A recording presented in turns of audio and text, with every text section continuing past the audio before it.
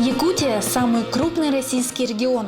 Он расположен в 3-часовых поясах и по размеру может вместить в себя 3 Франции. Помимо уникальной красоты природы, на этой северо-восточной территории площадью свыше 3 миллионов квадратных километров сосредоточены огромные сырьевые богатства – от алмазов и урана до золота и нефти. Вечная мерзлота и холода – постоянные преграды, встающие в развитии любой отрасли на территории Якутии. В регионе хорошо развиты народные отрасли – оленеводство, рыболовство, скотоводство, коневодство и сельское хозяйство. Эти виды деятельности являются одним из основных источников доходов для коренных жителей региона. Союз картофелеводов и овощеводов Якутии отмечает, что в нашей республике, как и в целом по России, в настоящее время в производстве сельскохозяйственной продукции наблюдается большой удельный вес урожая растениеводства. В 2010 году в Якутии валовой сбор картофеля составил около 75 тысяч тонн, что превышает урожайность России в годы перестройки. Несмотря на суровость климата республики, где зима длится до полугода, сейчас идет восстановление утраченных позиций в растениеводстве. И основная цель – применение ранее полученных научных результатов на практике, благодаря которым можно достичь максимальной урожайности растениеводческих культур в условиях вечной мерзлоты. Основными производителями овощных культур в республике являются население и фермерские хозяйства, которые собирают до 70% урожая от валового уровня овощей сбора без существенной поддержки со стороны государства.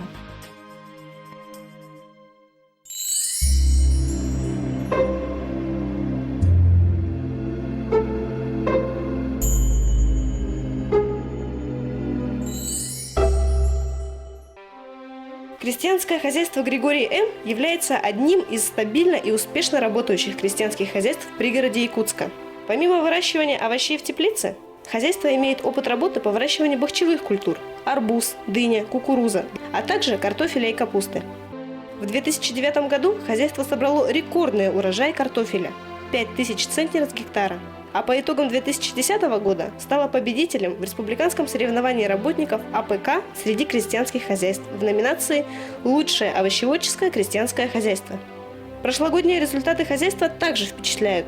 Имея 66 гектар посевных площадей, валовое производство овощей составило 3019 тонн при урожайности 457,4 центнера с гектара. Начало было, конечно, трудно, ни машины, техники не было, а сейчас... Ну, то, что мы зарабатываем, все улаживаем, технику. У нас есть 120-130 гектаров открытый грунт.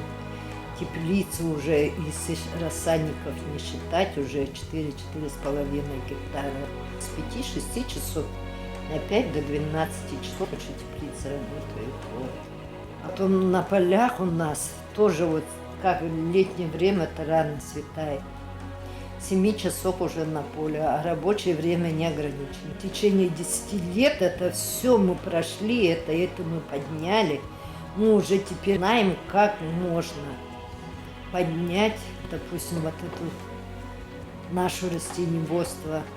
Сегодня садим капусту на засолку хранения урожая 2011 года. Здесь используются проверенные семена, сорт Ринда называется. Это пластичный сорт, он предназначен для соления. Проверенный сорт, очень надежный, скажем так. Вот это голландские селекции.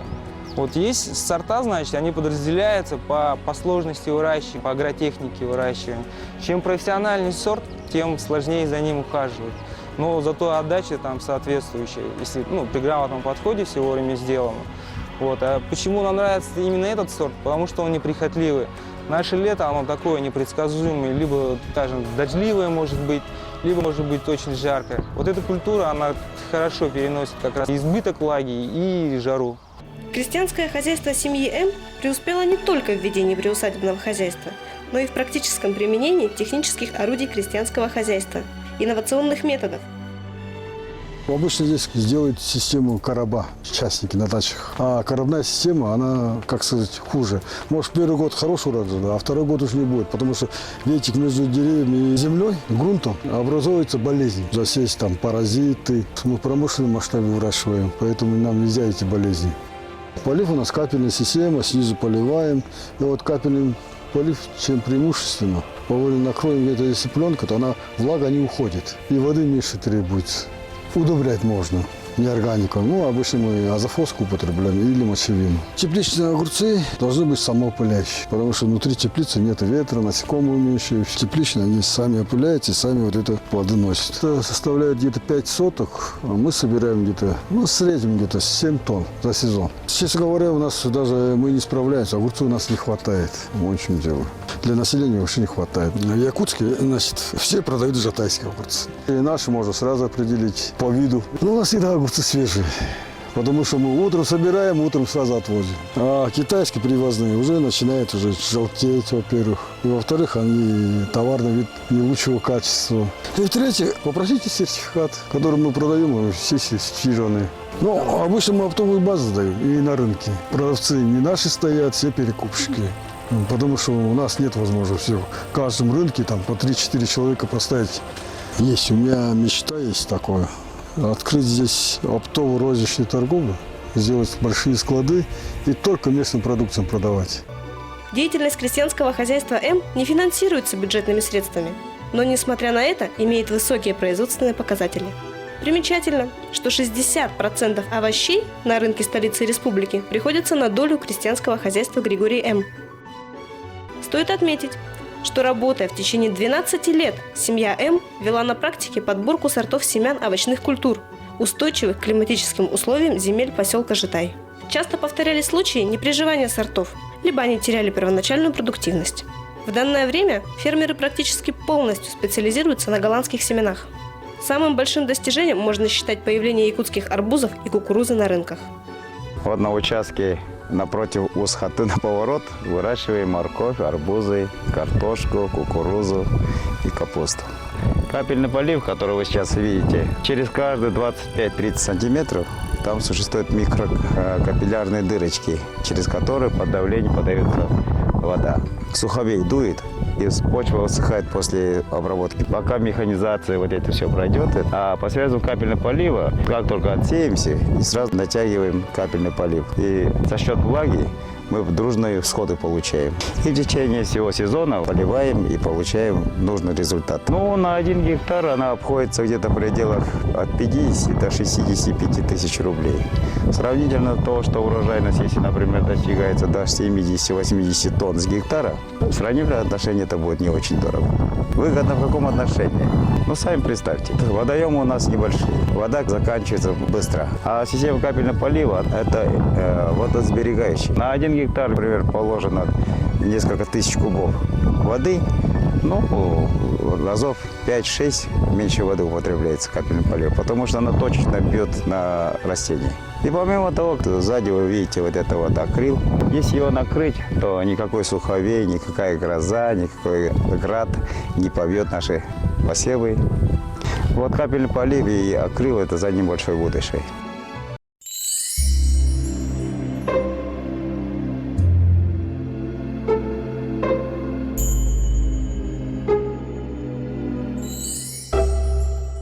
На 13-м километре Намского тракта открылась ярмарка, на которой семейство М представило свою продукцию широкому кругу общественности. На продажу были выставлены баклажаны, кукуруза и, конечно же, главное достоинство – арбузы. Стоит отметить, что последние вызвали наибольший интерес среди покупателей. Начавшееся с утра действо уже к полудню собрало немыслимое количество желающих приобрести местную продукцию.